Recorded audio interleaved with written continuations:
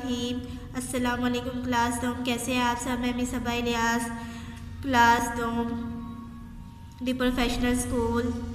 आज हमारा उर्दू का लेक्चर है, लेक्चर नंबर 4, पढ़ाई, यूनिट नंबर 5, सबक नंबर 5, ट्रैफिक के इशारे। ट्रैफिक के हम हैं अजीज़ो इशारे, मुहाफिज है हम सब इशारे तुम्हारे। हुआ सामने सुर्ख देखो इशारा, इशारा है गाड़ी को ये रोकने का।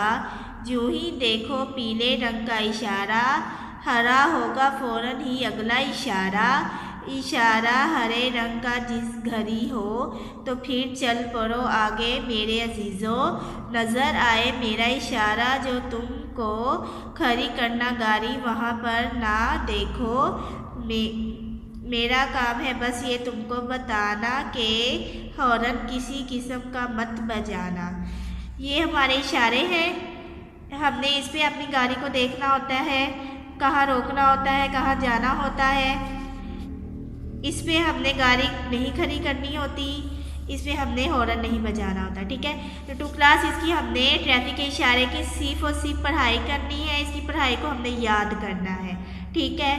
थैंक यू, अल्लाह हाफिज़।